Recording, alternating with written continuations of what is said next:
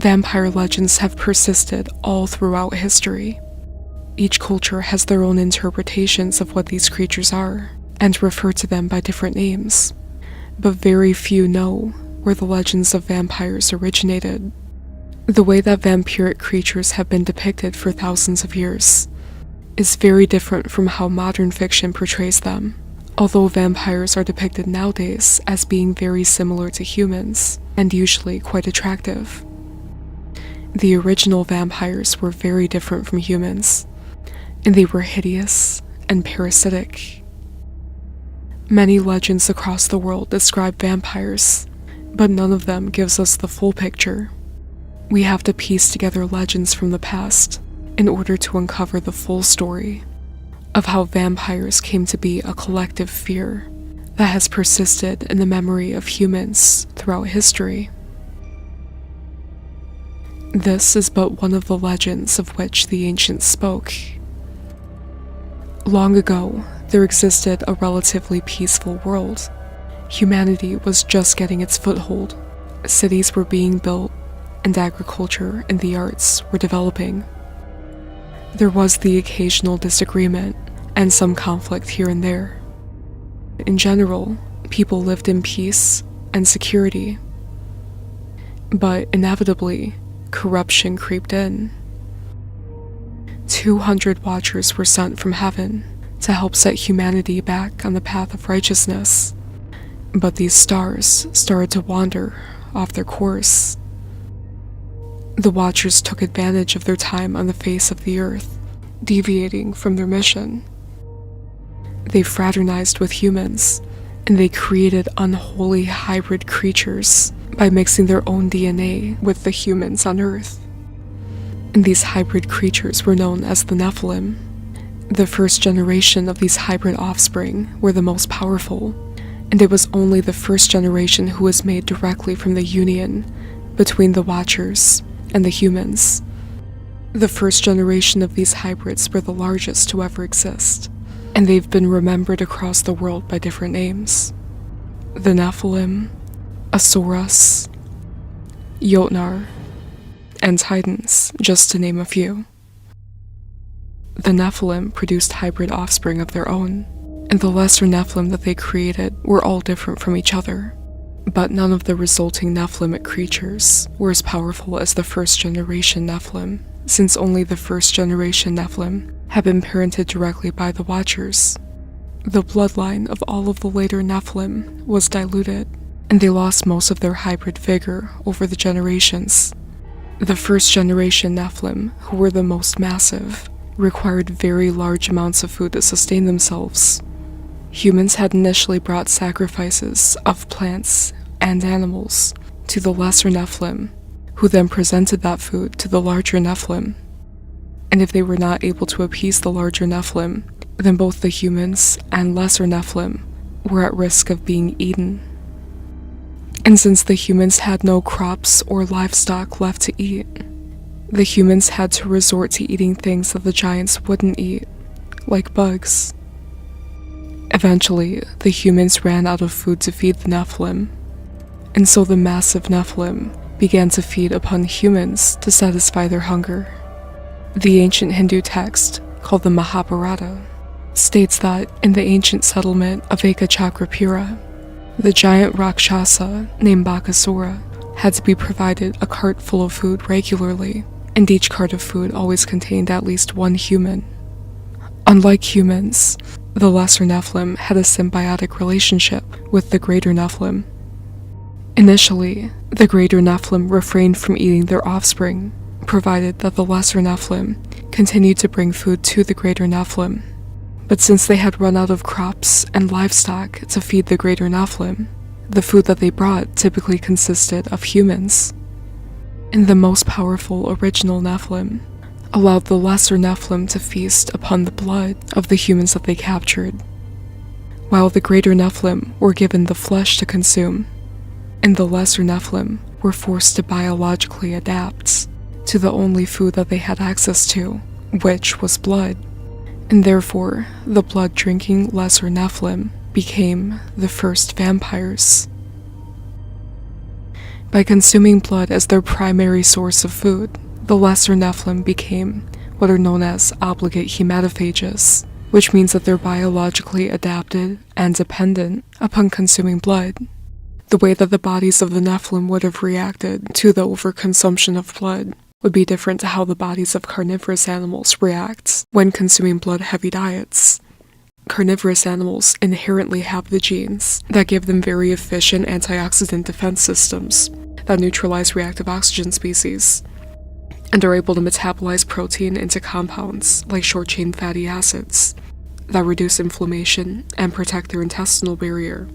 So carnivorous animals are designed to process consistently high amounts of heme iron in their diet, whereas humans are not designed to process such high amounts of iron, and neither would many types of Nephilim. Many carnivorous animals consume their entire prey, including the organs and the bones, which provides them with enough of certain vitamins and minerals that help them to metabolize iron. Much of the blood in their prey is also lost while they consume the flesh, in most cases. Since the lesser Nephilim were only consuming blood, they were not getting these extra vitamins and minerals, which made them even more prone to iron overload and excessive reactive oxygen species. Reactive oxygen species bind to nitric oxide in the body, which reduces the bioavailability of nitric oxide. And there are several parts of the body that need nitric oxide to function properly, such as the lower esophageal sphincter. Having excess reactive oxygen species prevents the lower esophageal sphincter from being able to function properly, and this leads to a condition called achalasia. And achalasia prevents solid foods from being consumed because the esophagus isn't able to contract or relax properly to allow solid foods through, and so this causes gagging during attempts to consume solid food, and so therefore it would become necessary to consume liquids for sustenance. And as for why they would need to specifically drink blood instead of other liquids, this is because of the nutrients that are in blood. Over extended periods of time of consuming certain types of nutrients in excessive amounts makes it to where the body doesn't need to produce those nutrients anymore. And so, the blood-drinking lesser Nephilim would have experienced the loss of the endogenous production of heme, which is actually the same thing that happened to cattle ticks, as one modern example. And so this would be another reason as to why the vampiric lesser Nephilim had become bound to blood drinking, and another reason as to why the lesser Nephilim would need to continue drinking blood specifically, instead of drinking other liquids like broth, is because their initial consumption of blood would have inhibited their UROD enzyme because of the excess reactive oxygen species produced in response to iron overload. And the UROD enzyme is needed to produce heme, meaning that these vampiric lesser Nephilim would lose their ability to produce heme as a response to prolonged hematophagy. And these traits could be passed down through their bloodline through transgenerational epigenetic inheritance. The way that porphyrias are treated nowadays usually involves blood transfusions and intravenous injections that contain glucose and hemin. Hemin is the word for heme when it's oxidized, meaning that it's been exposed to air. Consuming blood directly, as the Nephilimic vampires did, would therefore supply them with hemin and glucose, and help to alleviate the acute porphyria attacks that would begin affecting their nervous system after some time of not feeding upon blood. Many other species of existing animals have recently adapted to consuming large amounts of blood to compensate for a lack of other resources in their environments. Their microbiomes have also shifted to have certain types of bacteria that feed off of iron, which helps to prevent iron overload. But it is still possible to get iron overload, especially before the body has fully adjusted to the consumption of high levels of iron. Even though the Nephilim were practically immortal, due to their negligible senescence, and because they were descended directly from angels, the Nephilim were also part human, and sometimes part animal, and so they still had to face the consequences of mortality in certain conditions. In perfect circumstances, they were able to live indefinitely, but they were also capable of perishing due to starvation or injury, and this applies to both the first generation Nephilim and the later generation lesser Nephilim. Organisms with negligible senescence and negative senescence are able to counteract the effects of aging, and therefore, theoretically, be able to live indefinitely in the right circumstances. Even though negatively senescent organisms are able to repair cellular damage and damage to their DNA, which usually prevents them from aging, there are certain factors that could still accelerate their aging past what their body is able to naturally repair. And as I had mentioned earlier, consuming large amounts of blood, especially when the body isn't biologically designed to handle reactive oxygen species, causes damage to the organs and the cells. And so therefore, the blood-drinking lesser Nephilim would have experienced rapid aging as a result of their frequent blood drinking. But this isn't necessarily the case, depending on who they were consuming blood from. And this would explain why vampires are known to seek out the blood of younger organisms, specifically. They usually consume the blood of younger people in order to reverse aging and appear younger. Scientists have discovered something called heterochronic parabiosis, which involves giving an older organism the blood of a younger organism, which is usually done by grafting the two organisms together, but it can also be done through blood transfusions. And in studies that researchers have done, they found that injecting an older organism, such as a mouse, with the blood of a younger organism actually prevents and reverses aging in the older organism. There are certain components in blood, like hormones, enzymes, RNA, extracellular vesicles, and mitochondria, that the body can use to repair itself when these components come from younger organisms. Even though ingesting blood would cause some of these components to break down due to digestion, other components would still be preserved and be utilized in the body, and help to partially counteract the negative effects of reactive oxygen species. But directly injecting the blood of younger organisms into themselves would be even more beneficial, because none of those components in blood would be broken down due to digestion. There haven't been any studies on the effects of bathing in blood, and if this also causes rejuvenation, but if it does, that would explain why bathing in blood has been practiced historically. As a way to manage their temporary iron overload symptoms, the vampiric lesser Nephilim may have conducted phlebotomies or regular bloodletting on themselves, which is a common treatment nowadays for iron overload. Bloodletting would help their bodies to remove excess iron, while their bodies process the rest of the nutrients from the blood that they consumed. Hence the bloodletting rituals that people have been replicating throughout history. Oftentimes these blood rituals were done by the same cultures who sacrificed blood to deities who were the surviving lesser Nephilim. If a modern human were to consume large amounts of uncooked, raw blood, they would most likely contract many different diseases, which is one reason as to why you should never consume blood.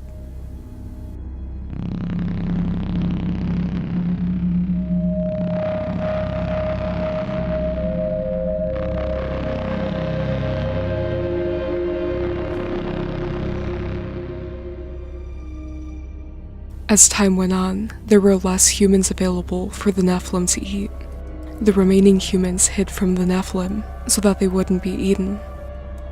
And once that occurred, the original Nephilim started to turn on their own hybrid children due to their insatiable hunger, causing many of the lesser Nephilim to flee and hide in places like cave systems.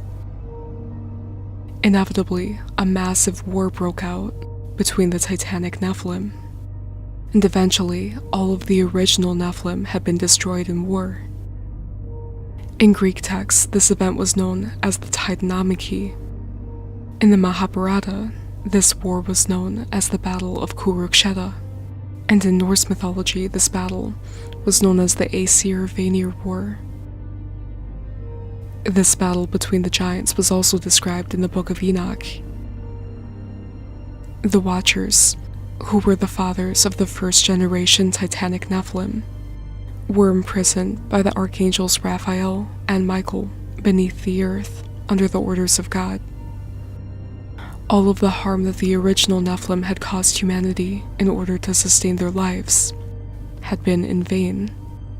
With the conclusion of the Titan Wars, humanity had the chance to start recovering, with their biggest threat eliminated, but there were still other threats lurking in the shadows.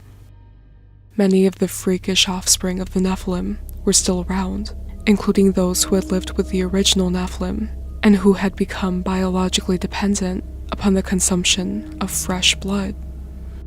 Once the titanic Nephilim were eliminated in battle, the blood-drinking smaller Nephilim, who had not perished in the Titan Wars, were still bound to blood drinking, and they went out and hunted for their own food as vampires.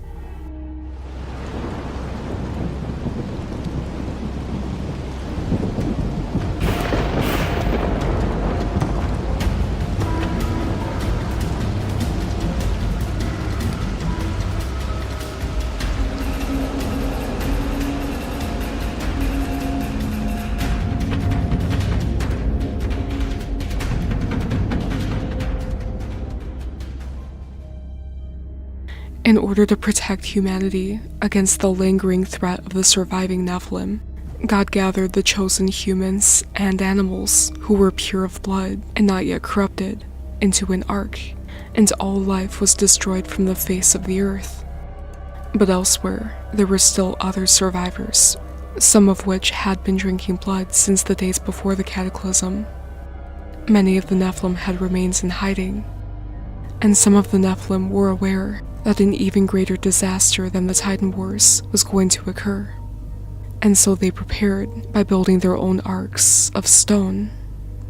According to the writings of Abu Balki and the Handbook of Freemasonry, the people and giants in the ancient world were made aware that a great disaster was going to occur and destroy the world, but they didn't know if this disaster would be by fire or by water, and so they built structures that could survive either. And some of these structures were designed to be hermetically sealable in order to keep out any water in the event of a flood.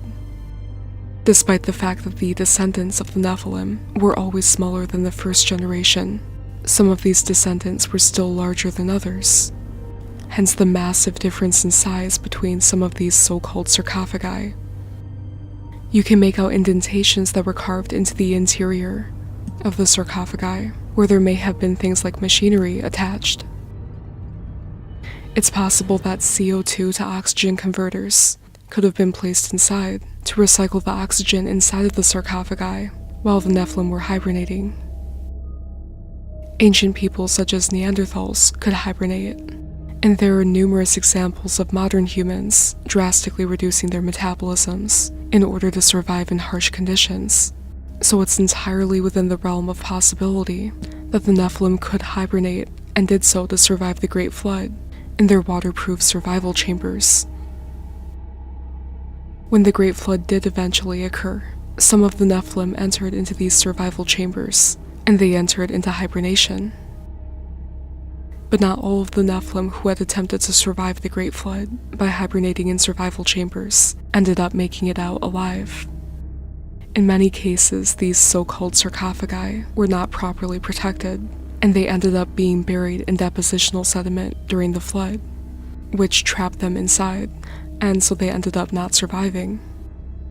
But in most cases, the Nephilim who had used these survival chambers during the flood did eventually end up re-emerging, and if you study archaeology, you'll know that most of these large, hermetically sealable stone sarcophagi were found empty. Even though the surface of the world had been wiped clean during the flood, there were still air pockets of survivors who had memories of the pre-flood worlds. And although some Nephilim had become obligate hematophages, there were still many Nephilim who had never become dependent on blood drinking, and so they still consumed solid food. And so some of the Nephilim had taken provisions with them into their survival chambers, food that they had preserved.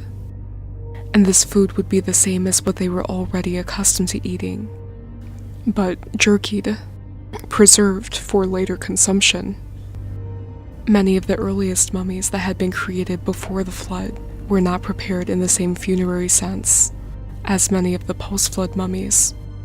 These pre-flood bodies that were preserved were very obviously done so with the intention of preserving them as a food source. The bodies were salted with natron, which is an edible salt, as a means to preserve them, just like how people have been using salt to preserve other types of meat for thousands of years. And they were covered in a mixture of fats and resins that were mixed with spice, which was done so with the intention of enhancing their flavor. The ancient pre-flood people in the area of southeastern Asia actually went as far as to smoke their mummies in order to preserve them, in the same way that meat is often smoked in order to preserve it for later consumption. And when the hibernating Nephilim reawoke, those of them that were still capable of consuming solid food had plenty to eat, while other Nephilim had become obligate hematophages and were unable to consume solid food, and so they had to go out in search of fresh, liquid blood that they could feed on. And the reason why vampiric creatures are believed to be undead is because they had originally emerged from places that were mistakenly believed to be tombs, when they were, in reality, hermetically sealable survival chambers, which had been built before the Great Flood. Regardless of their type, many of the Nephilim survived, and produced offspring, which still exist in isolated populations, and have been seen all across the world up to the modern era, having speciated separately from humans, and separately from each other too, depending on where and how they lived, and many of them have become well known for their horrendous acts of blood drinking.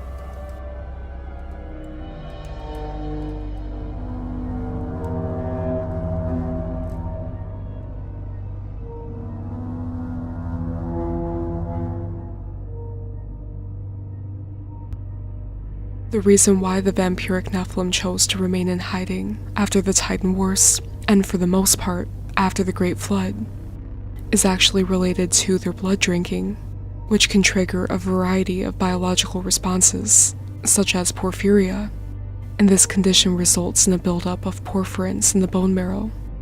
And these porphyrins make their way to the skin, which causes massive sensitivity to sunlight, which can cause the cartilage on the ears and the noses to be lost due to damage, and can also cause other affected body parts like the fingers to be lost due to severe burns.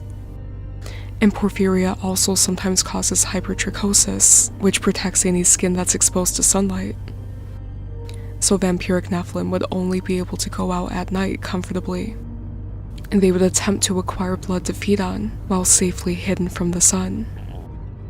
Long-term iron overload would result in organ damage, especially to the liver and the skin, and this would make the effects of porphyria permanent, which is why even though the bodies of the vampiric Nephilim would have adjusted to regular blood consumption over time, they would still have to avoid sunlight for the rest of their very long lives, or else they might physically face the consequences of severe burns. And the avoidance of sunlight would have negative consequences on their offspring over generations, especially if the blood drinking habits were passed down generationally. Iron overload can cause iron to accumulate in the skin cells. In non-albino people, this can trigger the overproduction of melanocytes, causing a more bronze appearance. But in people with lower melanin production rates, their skin instead develops a silvery or slate gray appearance, which would explain why many of the different types of creatures that people have cited often have gray skin. Other creatures have been depicted as having green skin, which indicates that they have excessive biliverdin in their blood, which can be a symptom of anemia, as I had mentioned in a previous video in regard to the green children of Woolpit. But iron overload can also have anemic symptoms, including jaundice and hyperbilirubinemia. So excessive iron consumption could also contribute to a greenish appearance, since iron overload can cause damage to the liver, which reduces its ability to remove biliverdin and bilirubin from the blood. And various different types of skin discoloration that could be caused by iron overload anemia or hemochromatosis, is seen in many of the larger-sized people depicted in older mythological texts, especially the figures who were associated with blood sacrifices. This is another reason as to why vampires are mistakenly believed to be undead, because their skin often has a gray hue due to hemochromatosis, as a result of their body's response to hematophagy. It's well known that cave animals tend to not have pigmentation, and the reason why is because there's a selective pressure for those with less melanin to survive. And the reason why is because producing melanin requires a substantial amount of energy from the body, which burns calories. And so this can actually be detrimental in conditions where food is not abundant, but only if melanin is not necessary, because not having melanin makes the skin very sensitive to sunlight, and also prone to skin cancer, which is what happened to Snowflake the albino gorilla, even though his zookeepers gave him sunscreen daily. Over generations of sunlight avoidance, similar selective pressures would have affected the descendants of the lesser vampiric Nephilim, and this could either appear as having pale skin and red or blonde hair, or it could express itself as albinism. And this lack of melanin would cause a positive feedback loop of avoiding sunlight and facing more selective pressures for having less melanin. People with albinism tend to have the same physical traits that vampires typically have, being pale skin, white hair, and bright red eyes. And the reason why is because they have no melanin to tint their skin, hair, or eyes. The reason why their eyes are often red is because they have no melanin to tint their irises, and so the reason why they appear to be red is because you're actually seeing their blood vessels. And if a person who has albinism were to also have jaundice, and therefore a buildup of bilirubin in their blood, then their blood would appear to be yellow, and therefore their skin and their eyes would appear to be yellow, hence why many vampires are depicted as having yellow eyes. The reason why vampires are said to have cold skin could actually be because of a trait that's shared with other organisms that have negligible or negative senescence. There have been some different types of mammals which were actually cold-blooded, such as the Myotragus bularicus goat and the naked mole rat. And in mammals, this is called poikilothermy. And poikilothermy is an adaptation to living in low-resource environments. It also happens to be a trait that negligible or negatively senescent organisms share in common. Poikilothermic organisms have a lower metabolism than warm-blooded animals, and this makes it so that they can survive significantly longer, even without access to food.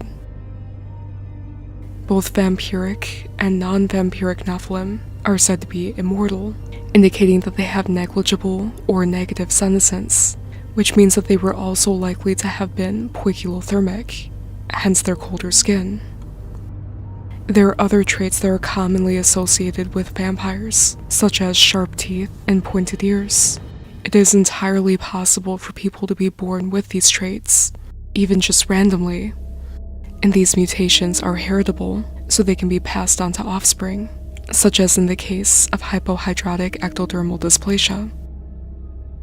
People with this condition tend to have sharp teeth due to a lack of enamel, and they also generally don't grow adult teeth, and so their initial pointed teeth are permanent.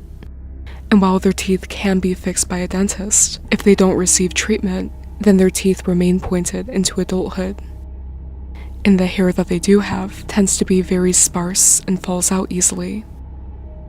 And another interesting feature is that they usually have no sweat glands.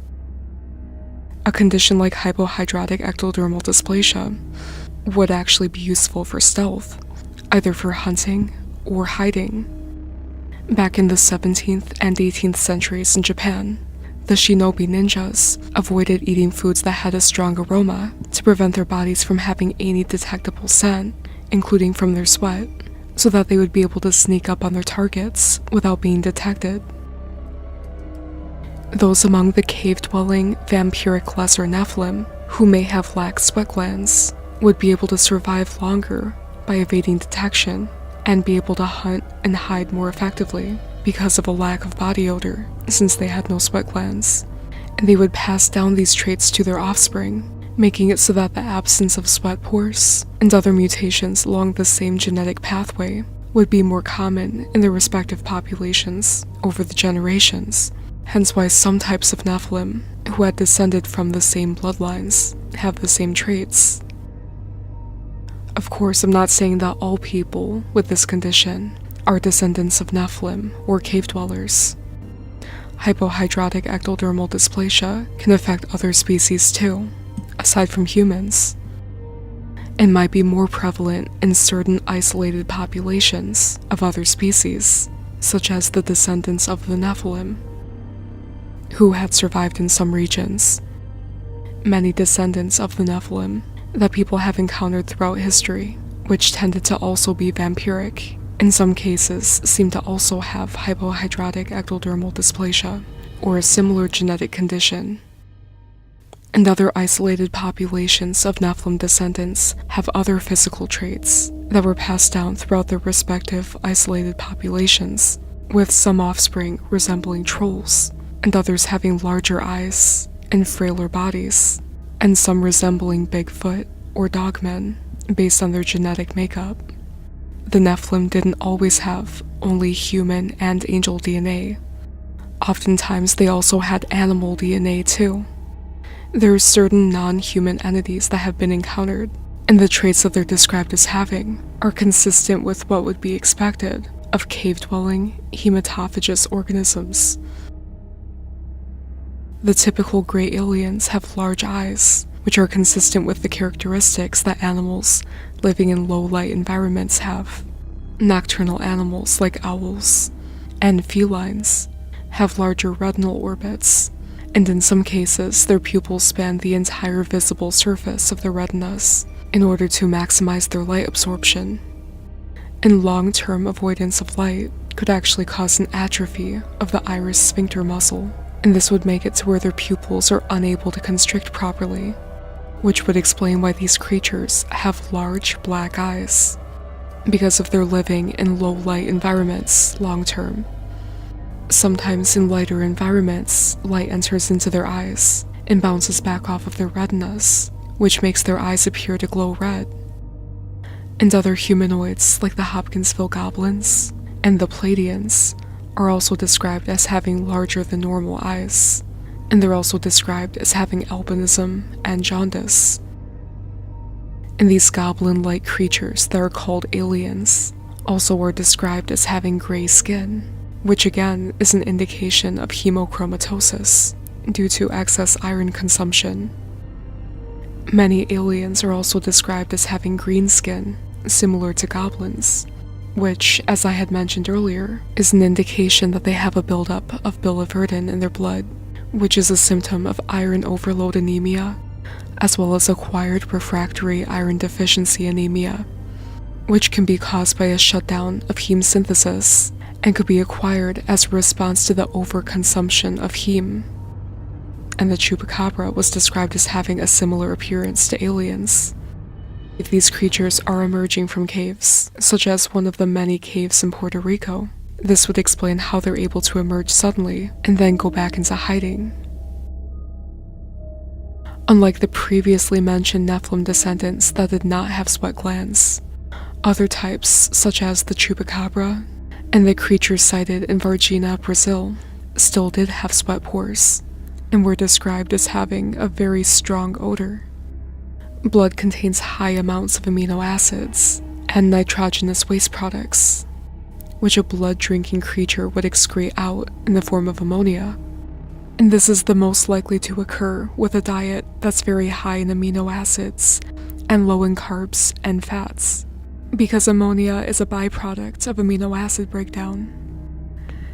And blood is very high in amino acids, which the body can readily use as a food source and even convert into glucose using gluconeogenesis, and fats through lipogenesis. If these creatures consume blood as their primary food source, that would explain why their jaws are so small, because the muscles in their jaws are undeveloped due to not being used, since they don't have to chew blood, similar to the jaw shrinkage and malocclusion that humans experienced during the agricultural revolution.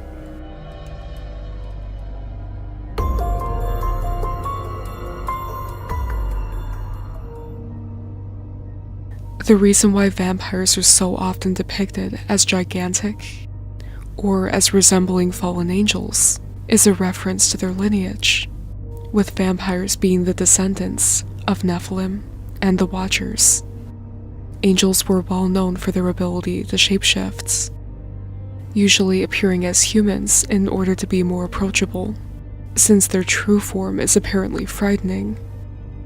In the book of Ezekiel, angels are described as having the heads of bulls, humans, lions, and eagles, and this doesn't mean that they had all of these heads at once. It meant that angels were able to shapeshift into these different forms. And this is the same reason why many entities depicted in ancient art were shown as having different heads and different forms, because they were able to shapeshift. It didn't mean that they specifically looked like this. This is how the Titan Proteus was classically depicted, as a way to show that he was known for shapeshifting, as might be expected from beings that are descended from angels. Giants were said to be shapeshifters as well, in the same way that vampires in folklore are described as shapeshifters. The Jotnar in Norse mythology were able to appear as giant serpents, wolves, and as human women, and the exact same was said of the Rakshasas in Hindu mythology. The Rakshasa would appear as other gods, such as the Garuda, and to make themselves appear even more monstrous and ferocious. And it's well known that the Titans in Greek mythology were also said to be able to shapeshift. Sometimes they turned themselves into animals or inanimate objects, and they were also able to appear larger and smaller at will. With the knowledge that vampires are actually the descendants of Nephilim, who themselves are the descendants of the Watchers, vampires too would be able to shapeshift, which is something that vampires in mythology and folklore over the past several thousands of years have been described as doing, even though vampires are usually just depicted as turning into bats or into some kind of winged humanoid beast. They've also been said to turn into beautiful women, giant black dogs, horses, cats, and as regular humans in order to blend in.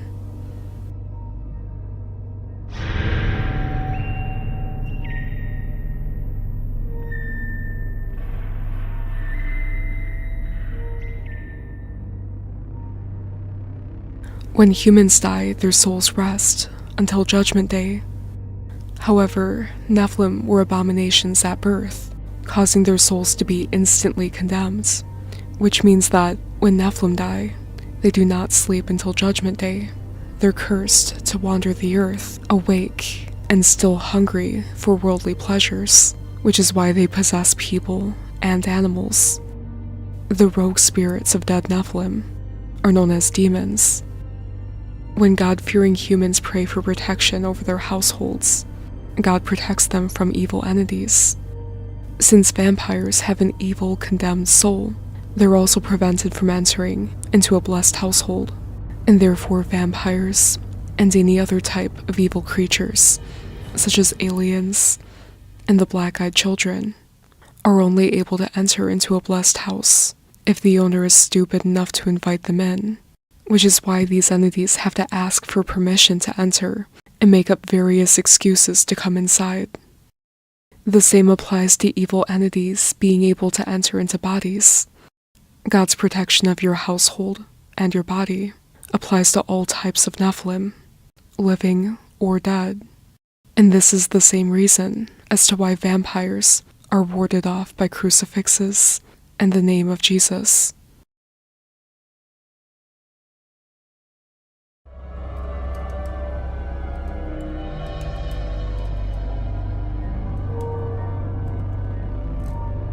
Thank you to those who have recently supported Shattered History: Steve Schopel, Doc Benson, F. Iman, M.R., John R. Aman, Mbugatan, A.L.V., Mama Lou, Liam Flatley, Nathaniel Lee, Love God First, Everything Else Second, J. Ridenauer 5887, and Cakes 73.